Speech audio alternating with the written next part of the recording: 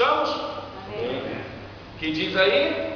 E Abel também trouxe do primogênito das suas ovelhas e da sua gordura, e atentou no Senhor para Abel e para a sua oferta. Agora, se a gente olhar no verso 3, Deus pediu aos dois. Verso 3. Como é que foi a do outro? E aconteceu ao cabo dos dias que Caim trouxe do fruto da terra uma oferta ao Senhor. Agora observe. Fim dos ou fim dos tempos. Sabe o que Caim trouxe para Deus? A xepa. Ele não trouxe a primícia. Ele não trouxe os primeiros. Ele esperou, entendeu? Ele esperou a fruta ficar. Ele não trouxe a fruta tirada na mesma hora, ele não trouxe os frutos na mesma hora. Ele esperou, vou pegar a chepinha e vou oferecer para Deus. Ele não deu o melhor. Aqui não era questão se ele tinha que matar um animal. Deus estava pedindo que cada um tinha que oferecer uma oferta, primícias. Vocês estão entendendo isso? Amém. Primícias.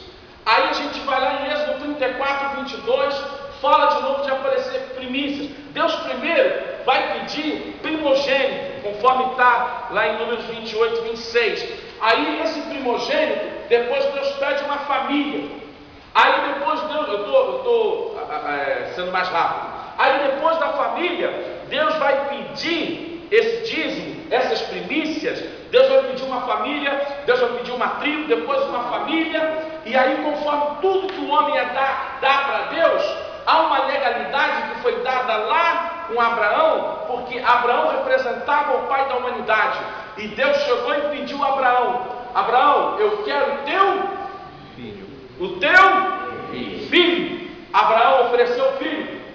Ofereceu, não matou, ofereceu como holocausto, como oferta diante do Senhor. Deus então não aceita aquilo porque percebeu que houve uma base legal. Aí agora Deus vai fazer o contrário. Teve uma base legal para ele entregar o seu filho. Porque Deus amou o mundo de tal maneira que deu o seu filho. Jesus é uma representação, eu falei rapidamente, do dízimo que a gente apresenta como primícias, baseado em todo o sentido progressivo que a Bíblia apresenta.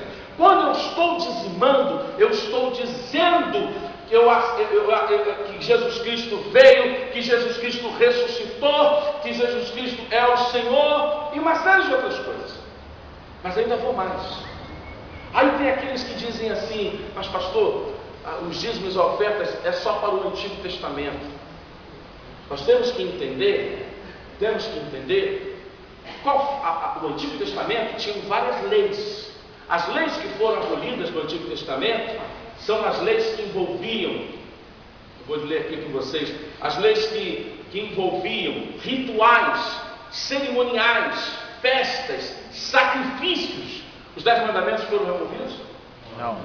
Nós temos que entender o que a Bíblia está falando sobre quando Jesus diz que no Antigo Testamento foi removido. Quais são os rituais? Porque a lei, ela tem várias aplicações da lei. Mas aí eu vou lá para Hebreus.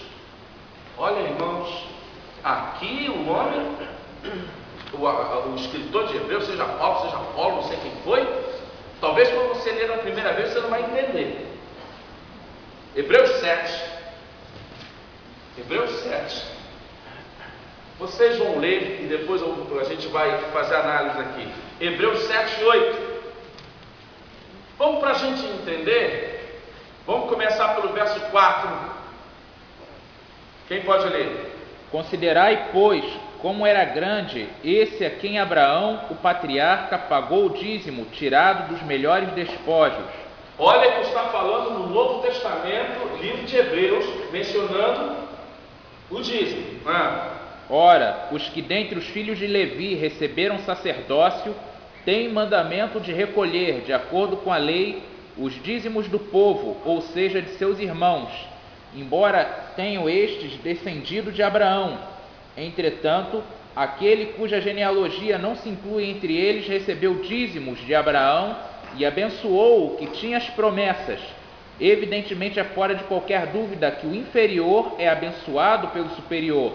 Aliás, aqui são homens mortais os que recebem dízimos, porém ali aquele de quem se testifica que vive. Oh, olha aí, irmãos. Pegaram? Acho que não pegaram. Nós entregávamos dízimos no passado para homens, não é isso? Os sacerdotes. Agora nós entregamos o dízimo para quem dentro da igreja? Para aquele que vive. Quem é aquele que vive? Jesus.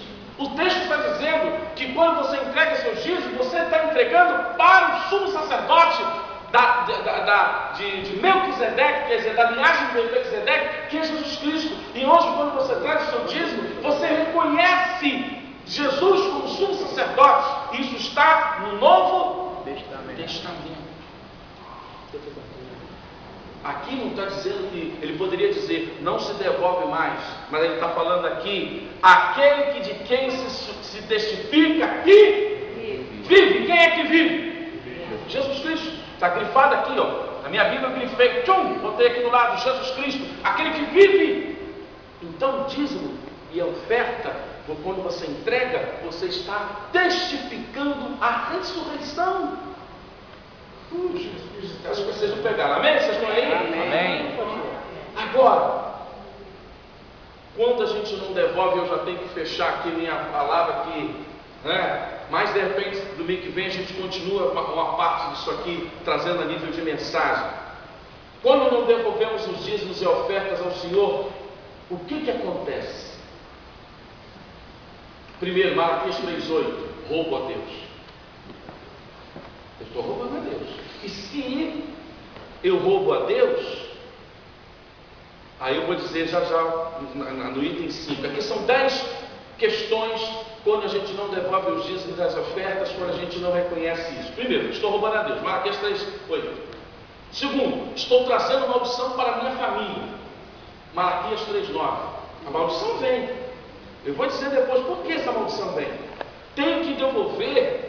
Quando não devolvo o dízimo, eu tenho que devolver a Deus, olha, pela lei, mas o Senhor, Ele perdoa. Eu tenho que devolver os atrasados com juros.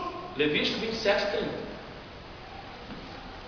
Mas Deus é poderoso que Ele perdoa a dívida, dependendo do que você colocar diante dele. 4. Não estou abençoando a casa de Deus. Malaquias 3,10 que a gente aprendeu. Se eu não trago o dízimo, eu não abençoo a casa de Deus, as coisas não acontecem. Estou contribuindo com o diabo. Malaquias 3,11. É a legalidade que está lá em Efésios 4,27. Irmãos, olha só, pode perceber, quando você não devolve o dízimo por uma questão de má administração, ou você fez alguma coisa, naquela semana ou naquele mês você perde aquele valor que era para você devolver. Sabe por que você perde? Porque o diabo passa a ter direito.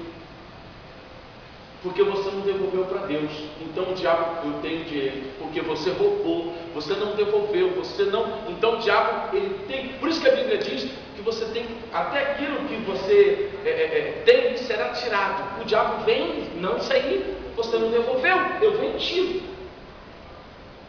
Lá depois, se você observar o texto de Joel, capítulo 2, que fala daquilo que as pragas dos gafanhotos, ali tem uma especificação de cada um.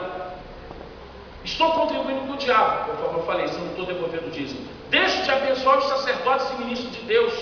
Números 18:24. Eu deixo de abençoar a casa de Deus, aqui, os pastores que precisam, que vivem integralmente na obra. 7. Deixo de abençoar os domésticos da fé. 2 Coríntios 8, que a gente leu aqui, 9 e 8. Porque tem igreja que abençoa pessoas necessitadas dentro da igreja. Então essas pessoas vão ficar falta. 8. Trago juízo para mim. Atos 5, o caso de Ananias e Safira. Trago juízo, porque vem o juízo. E o que tem pode ser tirado. Esse é o ponto que eu ia falar. O que tem pode ser tirado. Lucas 19:26. Pode ser tirado. E deixo de ser também o quê? Abençoado. Malaquias 3:10. Mas nada disso aqui, irmãos, por favor. Isso aqui é um princípio. Mas que Deus terrível, por que Deus... Isso é um princípio da lei, da semente. E para finalizar, que eu já estourei meu horário, só para lembrar para vocês que os dízimos e ofertas estão dentro de uma questão que se chama semente, solo, colheita, tempo e agricultor. Jesus usou muito essa linguagem, Paulo usou muito essa linguagem: videira, agricultor, parábola, semeador, trabalhadores da vinha. Ele usou essas para a gente entender isso. Então, semente. Existem tipos de sementes. A semente pode ser pensamento, amor, tempo, paciência, misericórdia, dinheiro, que é o caso que ele está falando aqui. Isso são sementes. Se eu faço bem a pessoa, eu vou receber bem. Se eu gasto tempo com aquela pessoa, eu vou ter tempo. Isso é um princípio. Tudo que o homem plantar, ele vai colher. É um princípio. Tipo de solo. Quais são os solos que eu posso lançar minha semente? A igreja, o ministério, as pessoas, os domésticos na fé. Não estou aqui falando aqui dízimos e ofertas, mas os dízimos, especificamente a igreja. Mas as ofertas, que são as sementes que eu posso lançar para ministério, pessoas e domésticos da fé. Tempo de colheita. Pode ser curto, pode ser médio e pode ser longo. Não tem planta, não tem árvores aí que o fruto só vem depois de 1 ano, depois de 2, mas tem aquilo que já você planta aqui e rapidamente já está crescendo ali. Feijão, 70 dias. Tem goiaba, sei lá o que, frutos que vêm rápido. Agora, irmãos, dependendo do tipo de semente, você tem que esperar quando vai ser a sua colheita, né? E existem os tipos de fruto que podem ser pequenos ou podem ser grandes. Mas tudo começou com uma sementezinha. E tem variedade de solo. Tem um solo difícil, tem um solo bom, tem um solo que você tem que trabalhar, você tem que mexer, né? E tem a colheita, as colheitas. Só existem 2 tipos de colheita. Ou você vai colher para abençoar pessoas, ou você vai colher para abençoar você. E a obra de Deus, enfim. Eu estou falando isso aqui rapidamente para a gente entender que o projeto de Deus sempre foi dar ao homem alguma coisa ou tudo? Tudo. Deus deu para o homem tudo, mas o homem perdeu tudo. Então Deus queria um meio de dar, mais ou menos, eu não tenho tempo para explicar isso aqui, esse tudo, porque os dízimos e ofertas, olha só, Deus é tão fantástico, irmãos. Dízimo e oferta nada mais do que é Deus dizendo: eu quero abençoar você, desde que você confie em mim. Confie em mim. Por isso, ela é uma questão de fé, é uma questão de coração, é uma questão de... Por isso que a Bíblia diz que a gente não deve fazer as coisas de qualquer maneira, por tristeza, por constrangimento. A gente deve fazer com alegria e com fé. Vamos ficar de pé, que a hora já foi, já estourou. Eu sei que o pessoal está com fome aí.